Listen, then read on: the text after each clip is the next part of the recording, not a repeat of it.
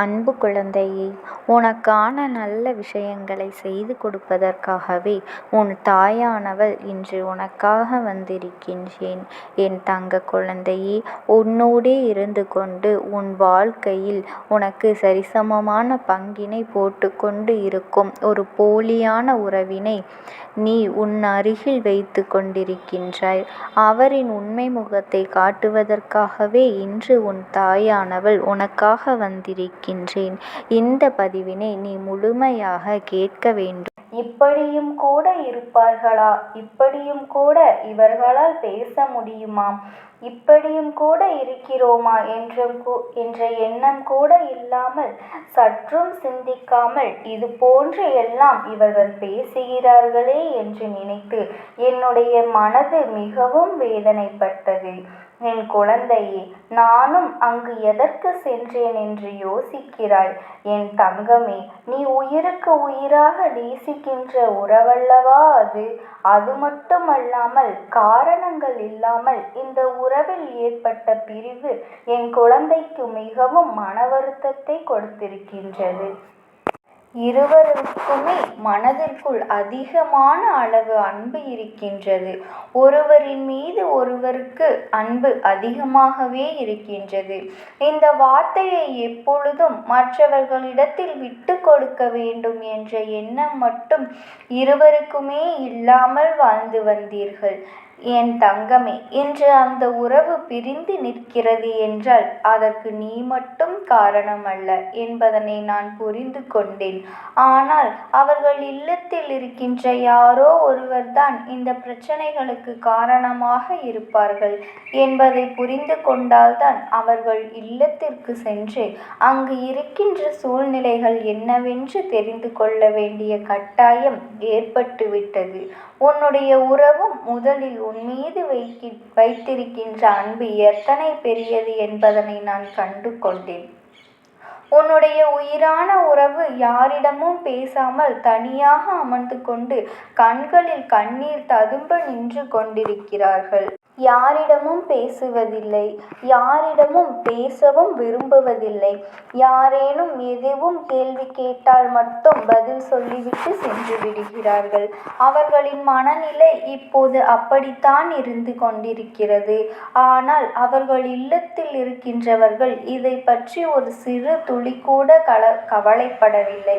இவர்களின் மனநிலை எப்படி இருக்கின்றது? இவர்களுக்கு என்ன கஷ்டமோ? இவர்கள் வாழ்க்கை இப்படி இருப்பதனால், தனிமையாக வாழ்வதனால் அவர்களுக்கு மன கஷ்டமாக இருக்கின்றது. அவர்களுக்கு ஒரு நொடி ஆறுதலை கூட தெரிவிக்க அங்கே யாருமே இல்லை. தன்னுடைய கஷ்டங்களை தன்னுடைய மனதில் புதைத்து கொண்டு தன்னுடைய உயிரான உறவை தேடி வர முடியாமல் அவர்கள் அங்கே நின்று கொண்டிருக்கிறார்கள். அப்படி என்னதான் உன் வாழ்க்கையில் நடந்தது என்பதனை பார்த்த பொழுதுதான் நான் புரிந்து கொண்டேன். என் தங்கமே, இத்தனை சதி வேலைகளுக்கும் காரணம், உன்னுடைய உறவு பிரிந்ததற்கும் காரணம் ஒரு சில பெண்கள்தான்.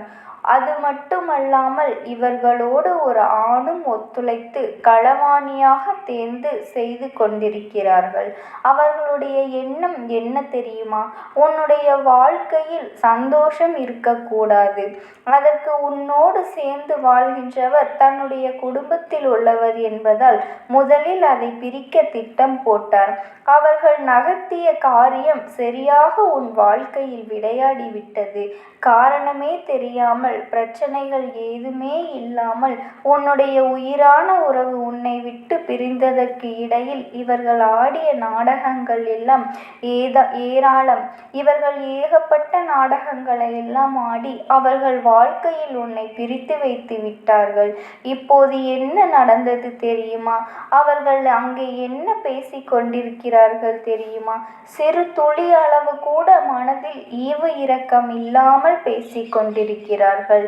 எப்படி அடுத்தவர்களின் வாழ்க்கையை கெடுக்கிறோமோ, அவர்களின் மனநிலை உணராமல் பேசுகிறோமோ, அவர்களுக்கு ஒரு சிறு துளி அளவு கூட ஆறுதல் சொல்லவில்லையே என்ற எண்ணம் துளியளவு கூட அவர்களுக்கு இல்லை. இன்னமும் இந்த வாழ்க்கையில் எப்படி உங்களை சேரவிடாமல் தடுப்பது என்றுதான் அவர்கள் அங்கே திட்டம் தீட்டிக் கொண்டிருக்கிறார்கள். அது மட்டுமல்லாமல் அவர்கள் சொன்ன ஒரு விஷயம், ஒரே ஒரு வார்த்தை அம்மாவின் மனதை நிச்சயமாக வேதனைப்படுத்தியது. அதாவது உன்னுடைய உயிரான உறவும் பேசும்போது அவர்கள் வயிறு அத்தனை எரிந்து கொண்டிருக்கிறது. அவர்களின் மனதிற்கு அத்தனை கோபம் வந்ததா? அதாவது ஒருவர் சிரிக்கிறார் என்றால் அதை பார்த்து நாமும் சந்தோஷப்பட வேண்டும். மாறாக ஒருவரின் சிரிப்பில் இங்கே வயிற்று எரிச்சல் அடைந்திருக்கிறார்கள் என்றால் இவர்கள் எந்த அளவிற்கு கெட்ட குணம் கொண்டவர்களாக இருக்க முடியும் என்பதனை நான் புரிந்து கொண்டேன். இதில் முக்கியமான விஷயம் என்ன தெரியுமா? இவர்களும் இந்த வராகியானவள் அப்படியானால் முதலில் என்ன தகுதி இருக்கின்றது, இங்கே வராதீர்கள் என்று ஒதுக்கி வைத்து கொண்டிருக்கிறார்கள். என் தங்கமே, இந்த தாயானவள் நான் நிரூபித்து காட்டிவிடுவேன். என்னை வணங்குவதற்கும் ஒரு தகுதி வேண்டும் என்று அல்லவா? என் தங்கமே, அந்த தகுதி இவர்களுக்கு ஒரு துளி அளவு கூட இல்லை. அடுத்தவர்களின் சந்தோஷத்தை பார்த்து பொறாமைப்படுகிறார்கள். அடுத்தவர்கள் வாழ்க்கையில் நல்லது நடந்துவிடக்கூடாது என்பதில் மிகவும் கவனமாக இருக்கிறார்கள். யாரும் வாழ்க்கையில் முன்னேறிவிடக்கூடாது, யார் வாழ்க்கையில் சந்தோஷமாக இருக்கக்கூடாது என்று நினைக்கின்ற இவர்கள் எல்லாம் என்னுடைய பிள்ளையாக ஒரு நாளும் இருக்க முடியாது. அவர்களை நான் ஏற்றுக்கொள்ளவும் மாட்டேன். அப்படி இருக்கும்போது இவர்களுடைய எண்ணங்கள் என்னவாக இருக்கின்றது என்று எப்போதோ தெரிந்து கொண்டார்கள் அல்லவா? இவர்கள் வாழ்நாள் முழுவதும் அந்த துணையோடு உன்னை சேர்த்து வைக்க விரும்பவில்லை. இதற்கு என்னதான் அம்மா தீர்வு என்று நீ என்னை கேட்கின்றாய் அல்லவா? ஒரே ஒரு தீர்வுதான் இருக்கின்றது.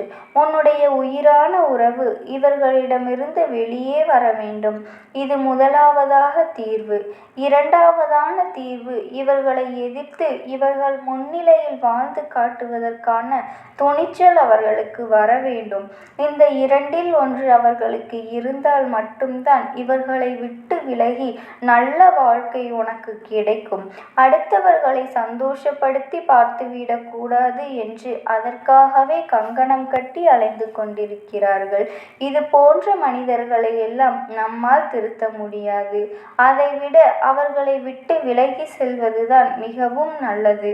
நீ உன்னுடைய உயிரான உறவு அங்கே இருக்கின்ற தைரியத்தில்தான் அவர்களுக்கு எந்த கஷ்டமும் இல்லாமல் வாழ்ந்து கொண்டிருக்கிறார்கள். அங்கே அவர்கள் உன்னோடு வந்து பேசாவிட்டால் அவர்களுக்கு கிடைக்கின்ற நல்ல விஷயங்கள் எல்லாம் தட்டி போய்விடுமோ என்று, அவர்களுக்கு கிடைக்கின்ற லாபங்கள் எல்லாம் உனக்கு வந்துவிடுமோ என்று பயந்துதான் இது போன்ற செயல்களை அவர்கள் செய்து கொண்டிருக்கிறார்கள். அதை அவர்கள் வாயாலேயே ஒப்புக்கொண்டார்கள். அதனால் என்னுடைய பிள்ளையே, இவர் உனக்கு மிகவும் நல்லது. அதிகமான கெட்ட எண்ணங்கள் பாம்பின் வாயிலிருந்து வருகின்ற விஷயத்தை விட கொடுமையானது. பேசுகின்ற வார்த்தைகள், இந்த வார்த்தைகள் எல்லாவற்றையும் சந்தித்து விட்டாய். எல்லா விதமான மனிதர்களையும் பார்த்து விட்டாய். அதில் இவர்களும் ஒரு ரகம் என்பதை புரிந்து கொள். பேசுகின்ற வார்த்தைகள் அதிகமாக இருந்தாலும் அவர்கள் என்னதான் சொன்னாலும் இனி உன் வாழ்க்கையில் நடப்பது எல்லாமே அவர்கள் மூக்கின் மேல் கை வைத்து பார்க்கக்கூடிய அளவில்தான் இருக்க போகின்றது. அதனால் என்னுடைய குழந்தை, இனி உன் வாழ்க்கையில் நடக்கின்ற விஷயங்களை பற்றி எல்லாம் கவலைப்படாமல், இது போன்ற மனிதர்கள் அங்கே இருக்கத்தான் செய்வார்கள். அவர்களை நாம் என்ன செய்தாலும் திருத்த முடியாது. ஆனால் இவர்களுக்கு தண்டனை கொடுக்க முடியும். இவர்கள் வாழ்நாளில் மறக்க முடியாத தண்டனையை நிச்சயமாக பெறுவார்கள். ஆனால் இன்னமும் ஒன்று சொல்கிறேன், எத்தனை பெரிய தண்டனைகள் கிடைத்தாலும் அவர்கள் தவறினை அவர்கள் ஒப்புக்கொள்ளப் போவதில்லை. அத்தனை கேடு கெட்ட மனிதர்களாக இவர்கள் இருக்கும்போது இவர்கள் இந்த உலகத்தை விட்டு சென்றாலுமே இவர்கள் செய்த பாவங்கள் எல்லாம் அங்கேயேதான் நின்று கொண்டிருக்கும். அந்த அளவிற்கு மோசமான செயல்களை செய்து வாழ்க்கையில் கெட்ட பெயர் பெயரை சம்பாதித்து வைத்திருக்கிறார்கள். என் குழந்தையே, அவர்கள் சம்பாதித்து வைத்திருக்கும் பெயரை வைத்து ஒரு நாளும் அவர்கள் வாழ்க்கையில் நிச்சயமாக நல்ல நிலைமைக்கு வர முடியாது. அந்த அளவிற்கு சோதனைகளையும் வேதனைகளையும் அவர் அனுபவிக்கப் போகின்றார்கள். என் குழந்தையே, நீ இதை பற்றி எல்லாம் சிந்திக்காமல் அவர்களுடைய வாழ்க்கையை பற்றி சிந்தித்து கொண்டு